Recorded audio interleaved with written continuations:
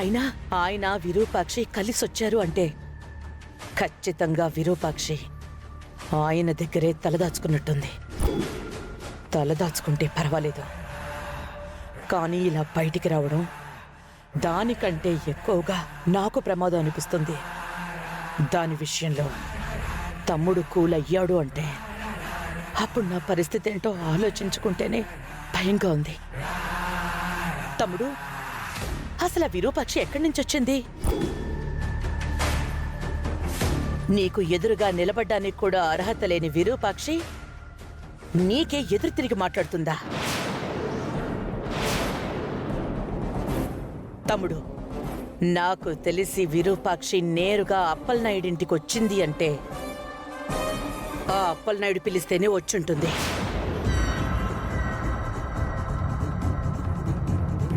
లేకపోతే ఆ ఇంట్లో శుభకార్యం జరుగుతున్నట్టు విరూపాక్షికి ఎలా తెలుస్తుంది తమ్ముడు?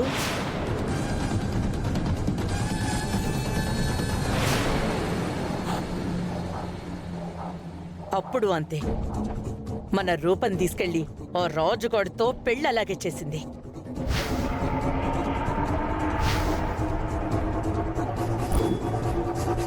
ఇప్పుడు మళ్ళీ వాళ్ళిద్దరిని కలపాలని చూస్తోంది. అది నా కంఠంలో ప్రాణం ఉండగా జరగదక్క.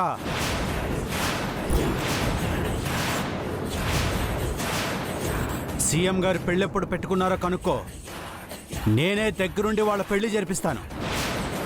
పెద్దయ్య, రేపే పెళ్లి చేద్దాం అనుకున్నారు పెద్దయ్య.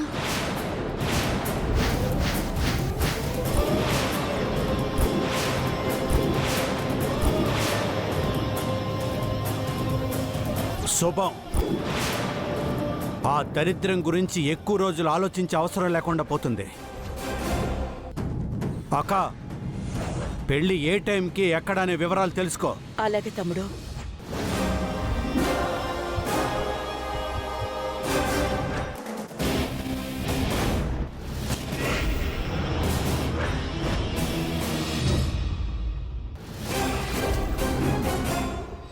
మంచి మాట చెప్పావు రేణుక. నేను చెప్పింది మీరెళ్ళి పెళ్లి చేస్తారని కాదు విజయాంబిక గారు. మీరు చేసే పెళ్లిని గా విరూపాక్షమ్మ గారు వచ్చి ఆపుతారని. గట్లాపితే మళ్ళీ మళ్ళీ గా పెళ్లి ముచ్చట తీరదు అని. గప్పుడు ఎలాగో శ్వేత ముచ్చట మూలన పడుతుంది. రూపారాజులు కలిసున్నప్పుడు ఖచ్చితంగా పెద్దయ్య రాజీ పడడు.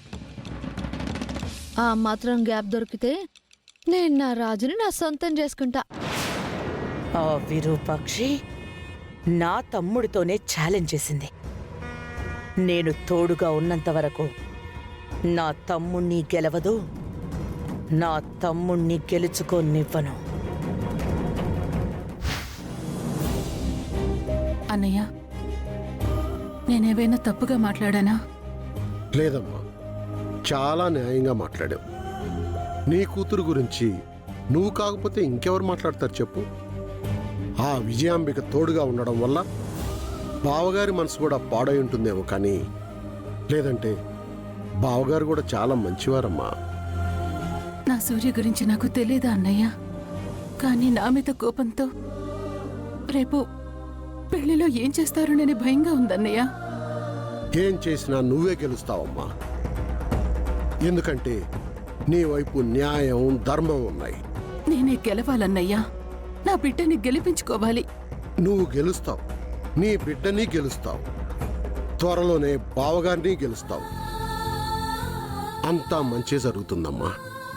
పాపం రూప, నేనమ్మని అని తెలిసాక మనసారా హత్తుకునే అవకాశం కూడా రాలేదన్నయ్య. రూపనైతే బావగారు ఆపగలిగారు గాని నిన్నెవరు ఆపగలరమ్మా? రేపు నువ్వే నీ బిడ్డను దగ్గరికి తీసుకో, ఎవడాపుతారో నేను చూస్తాను.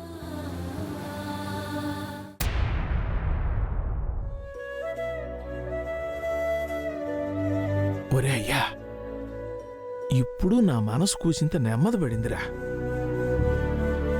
నీకు అమ్మాయి గురికి పెళ్లి ఎలాగ చెయ్యాలా అని తాపత్రయపడుతుంటే ఆ విరూపాక్షమ్మ గురి వచ్చి మీ పెళ్లి జరిపించారు.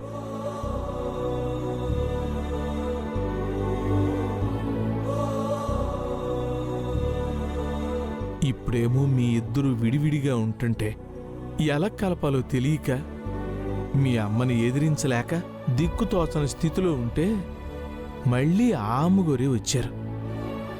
ఐగురికి ఎదురు తిరిగి మాట్లాడారు. అందరికీ కూసింత గడ్డి పెట్టారు. ఒరే అయ్యా, ఈ రూపాక్షమ్మ గారు అన్నట్టు రేపు శ్వేతతో నీ పెళ్లి జరగదు. నువ్వేటి కంగారు పడకు. అవును బావా, ఇక్కడ జరిగింది చూస్తుంటే నీకు మావయ్యకి అడ్డుపడే వాళ్ళు ఉన్నారు. కానీ ఆవిడకి అడ్డుపడే వాళ్ళు ఎవరూ లేరు. ఆవిడ అనుకున్నదే జరుగుతుందనిపిస్తుంది. నేను ఆ పెళ్లి గురించి ఆలోచించట్లేదు, అమ్మాయి గారి గురించి ఆలోచిస్తున్నాను. నా గురించి అమ్మాయి గారికి ప్రాబ్లం అవుతుంది అనుకుంటే ఇప్పుడు విరూపాక్ష అమ్మగారు కూడా వచ్చారు. ఒరే అయ్యా, ఇప్పుడు అమ్మాయి గురి ఎలాగున్నారో ఏటో మరి. నేను కనుక్కుంటాను నాన్న. అమ్మాయి గారితో ఫోన్ మాట్లాడొస్తాను.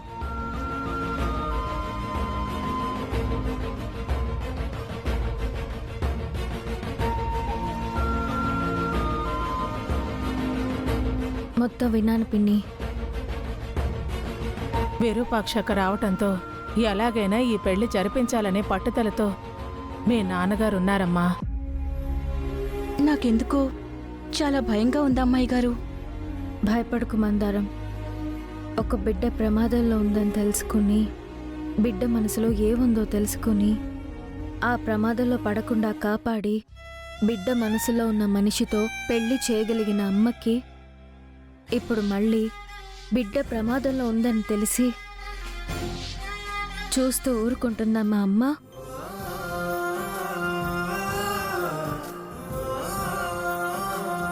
నాన్నకి అమ్మ మీద కోపం, అమ్మది బిడ్డ మీద ప్రేమ.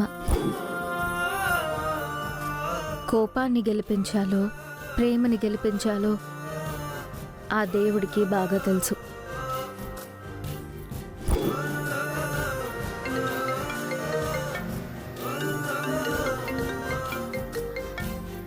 రాజు ఫోన్ చేస్తున్నాడు. సరే, నువ్వు మాట్లాడమ్మా.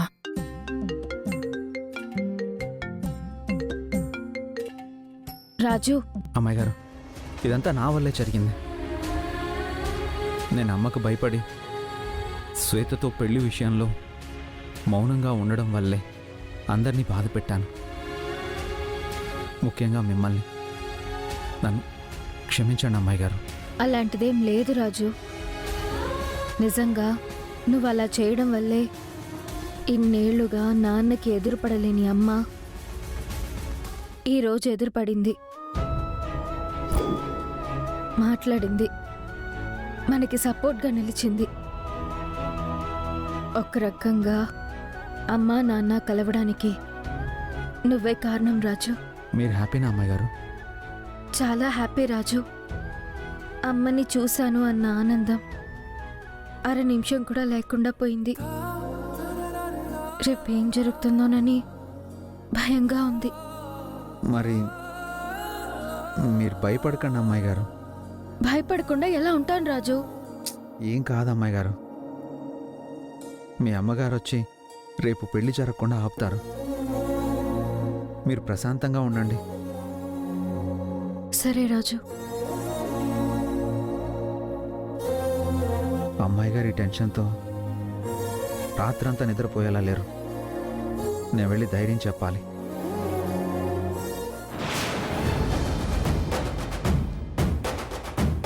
ఒరే నాయన, సీఎం గారి సంబంధం అని అందరికీ కుళ్ళు. అందుకే ఈ పెళ్ళి ఆపాలని చూస్తున్నారు. ఆ రూప కూడా ఇంతకాలం నీ గురించి పట్టించుకోలేదు. ఇప్పుడు నువ్వు డబ్బు సంపాదించుకుని వచ్చాక నీ ఎంట పడుతుంది. తన తండ్రి సీఎం అయినా మన సంబంధం కలుపుకోవాలని చూస్తున్న శ్వేత మంచిదా, మన డబ్బు చూసి ఎంట పడుతున్న రూప మంచిదా? ఒక్కసారి ఆలోచించరా నాయన.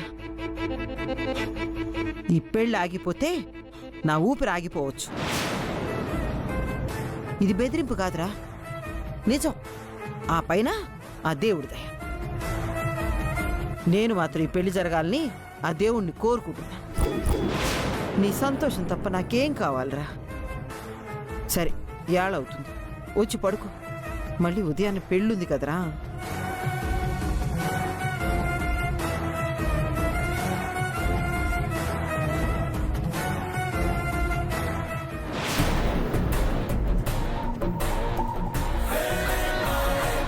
అమ్మా శ్వేత, నాకెందుకో ఆ రాజు కరెక్ట్ కాదనిపిస్తుంది. ఆ అమ్మాయిని మర్చిపోయినట్టు అనిపించట్లేదు. అందుకే తన ఆఫీస్లోనే జాబ్ ఇచ్చాడు. ఎంప్లాయీని ఎంప్లాయీలా చూడకుండా పార్ట్నర్లా ట్రీట్ చేస్తున్నాడు. అంటే ఇంకా తనని లైఫ్ పార్ట్నర్గా చూస్తున్నాడు అనిపిస్తుంది. డాడీ, నేను రాజుని దగ్గరుండి చూస్తాను. అంతేకాదు, నన్ను పెళ్లి చేసుకున్న నెక్స్ట్ డేనే ఆ రూపని ఆఫీస్లో అడుగు పెట్టనివ్వను. మీరేం వరీ అవ్వకండి. మీ కూతురు మీద నమ్మకం ఉంచండి. రాజుని ఎలా హ్యాండిల్ చేయాలో నాకు తెలుసు. కేవలం నువ్వు ఇష్టపడుతున్నావు అన్న ఒకే ఒక్క కారణంతో రాజు ఏం చేసినా చూస్తున్నాను. లేదంటే డాడీ కూల్. రాజు మీ అల్లుడు. రాజు గురించి ఆలోచించడం వదిలేయండి. రాజు లైఫ్లోకి రూప వస్తే ఏం జరుగుతుందో వాళ్ళ నాన్నకి బాగా తెలుసు. కానీ రాజే రూప లైఫ్లోకి వెళ్తే ఏం చేస్తావమ్మా? ఏమండి, రేపు పెళ్లి పెట్టుకుని ఇప్పుడు డిస్కషన్ పెట్టుకుంటున్నారేంటి? ఇది శ్వేత జీవితం. తనకిష్టం వచ్చినట్టు జీవించనివ్వండి.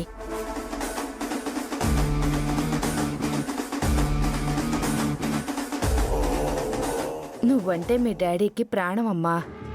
అందుకే అంతలా ఆలోచిస్తున్నారు. నాకు కూడా రాజు అంటే అంతే ప్రాణం. అందుకే నేను రాజుని వదులుకోలేకపోతున్నాను. అమ్మాయి గారు చాలా భయపడుతూ ఉంటారు. ఎలాగైనా తనని కలిసి ధైర్యం చెప్పాలి. ఇంతకీ రేపు పెళ్లి జరుగుతుందా జరగదా?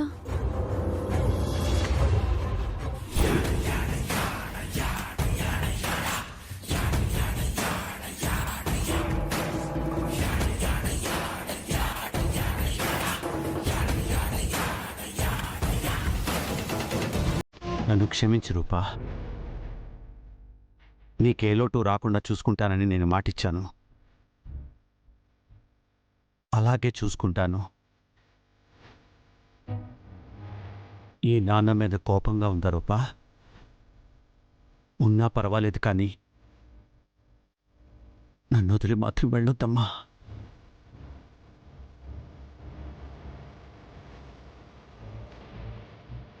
నేను నీ విషయంలో చేస్తుంది తప్పేనని నీకు అనిపించవచ్చు,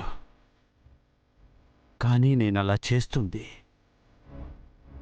ఎక్కడ నా నుంచి నువ్వు చేజారిపోతావేమోనని, ఎటువైపు నీ జీవితం మలుపు తిరుగుతుందోననే భయంతోనే నేను అలా చేశానమ్మా. అంతేకాని నీ మీద కోపంతో కాదు. ఎవరినైతే నువ్వు చూడకూడదో, ఎవరితో అయితే నువ్వు మాట్లాడకూడదో, ఎవరి నీడైతే నీ మీద పడకూడదనుకున్నానో, ఈరోజు వాళ్లే మన కళ్ళ ముందుకొచ్చారు. ఇన్నాళ్లుగా వేచి చూసిన మీ అమ్మ, అదే ఆ విరూపాక్షి. రూపా, నువ్వు చిన్నపిల్లవని అన్నీ నీకు చెప్పడం లేదు గాని మీ నాన్న నీకోసం చాలా త్యాగాలు చేశాడమ్మా. నీకోసమే ఇంకా ప్రాణాలతో ఉన్నాడు. మళ్ళీ తను ప్రాణాలు తీసుకునే పనులు మాత్రం చెయ్యొద్దు. అక్క, అయిపోయిందేదో అయిపోయింది, వదిలేసి.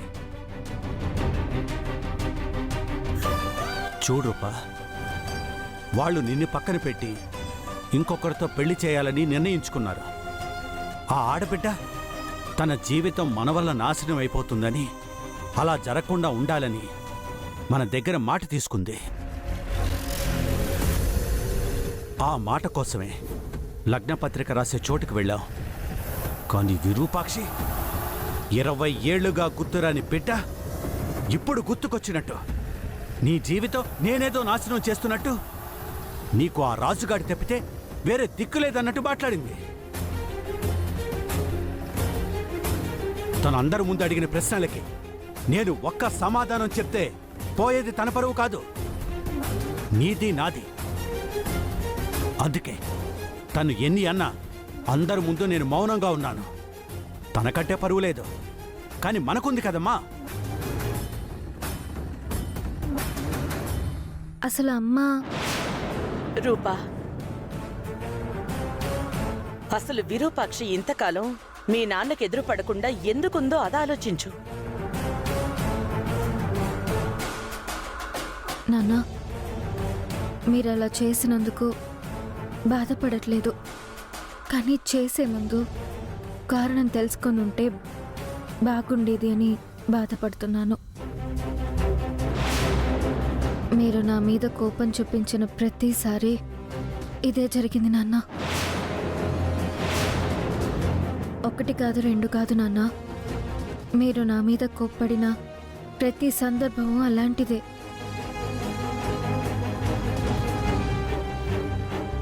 అత్తయ్య మాటలు విని ఎన్నిసార్లు కోప్పడ్డారో తెలుసా నాన్న? నేను మిమ్మల్ని అడగొచ్చో లేదో తెలీదు, కానీ అసలు అమ్మ చేసిన తప్పేంటి నాన్న? తప్పుగా అనుకోకండి, మిమ్మల్ని నేను తప్పుపట్టట్లేదు. మీరు చాలా మంచివారు. ఒక మనిషిని ప్రేమిస్తే వాళ్ళ కోసం ఎంత దూరం వెళ్తారో నాకు బాగా తెలుసు. అలాంటిదే 20 ఏళ్లుగా అమ్మకి దూరంగా ఉంటున్నారు. అమ్మ ఊసెత్తితే చాలు ఎక్కడలేని కోపం చూపిస్తున్నారు. నా విషయంలో చేసినట్టే అమ్మ విషయంలో కూడా చేశారేమోనని అనిపిస్తోంది నాన్న. చెప్పుడు మాటలు విని అమ్మని దూరం పెట్టారేమో అనిపిస్తుంది. అమ్మ తప్పు చేసిందని తెలిసాక అమ్మ అలా చేసుంటుందా లేదా, మనకి చెప్పిన వాళ్ళు ఎందుకు అలా చెప్పుంటారో అని ఎప్పుడైనా ఆలోచించారా నాన్న? ఆలోచించుండరు. ఒక కార్యం వెనక 100 కారణాలు ఉండొచ్చు నాన్న. అందులో ఒక్క కారణమైనా తెలుసుకునే ప్రయత్నం చేస్తే ఇలాంటి పొరపాట్లు జరగవు అనేది నా అభిప్రాయం నాన్న. అమ్మ 20 ఏళ్లుగా మీకు నాకు దూరంగా ఉండాలి అని ఉండలేదు నాన్న. మీ చుట్టుపక్కల ఉన్న దుష్ట శక్తులు అమ్మని మీ దగ్గరికి రాకుండా అడ్డుకట్టలు కట్టాయి. అమ్మని చంపాలని చూశాయి. కిడ్నాప్లు చేసి చిత్రహింసలు పెట్టాయి. ఏం మాట్లాడుతున్నావు రూపా?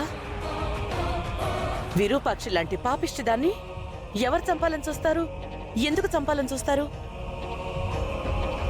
అమ్మ ఒకసారి కత్తిపోట్లకి గురై నాకు కనిపిస్తే నేను హాస్పిటల్లో జాయిన్ చేశాను నాన్న. మీరు కూడా వచ్చి బ్లడ్ డొనేట్ చేసి ప్రాణం పోశారు.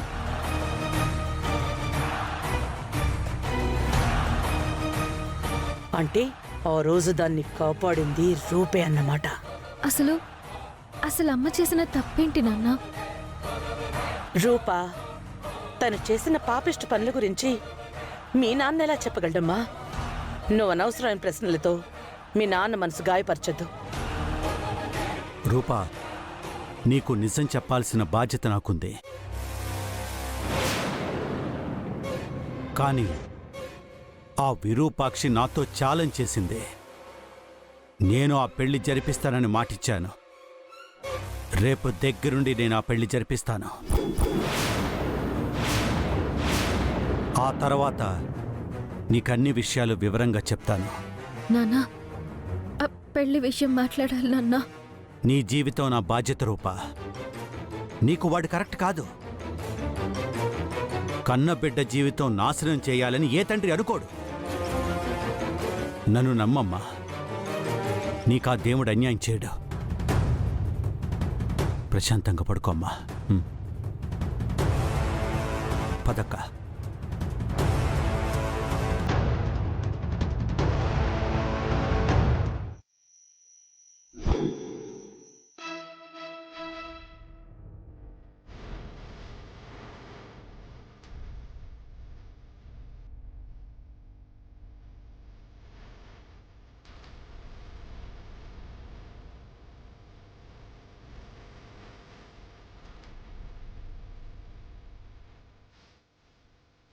రేపు ఎలాగైనా రాజు పెళ్లి ఆగిపోవాలి. రేపటితో నా భవిష్యత్తుకి కూడా ఒక భరోసా దొరుకుతుంది. రేపు మళ్ళీ మా అమ్మని చూడబోతున్నాను. ఎప్పుడూ మా నాన్న గెలవాలని కోరుకునేదాన్ని. మొదటిసారి మా అమ్మ గెలవాలని కోరుకుంటున్నాను.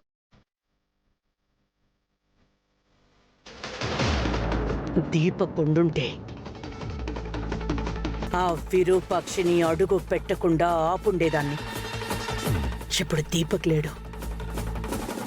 పైగా విరూపాక్షికి తోడుగా ఆయనున్నాడు. వాళ్ళని ఎలా ఆపాలో తెలియట్లేదు. వాళ్ళని ఆపకపోతే కనీసం పెళ్లినైనా ఆపగలగాలి. అలా ఆపాలి అంటే నా తమ్ముడికి ఇంకా ఆజ్యం పోయాలి.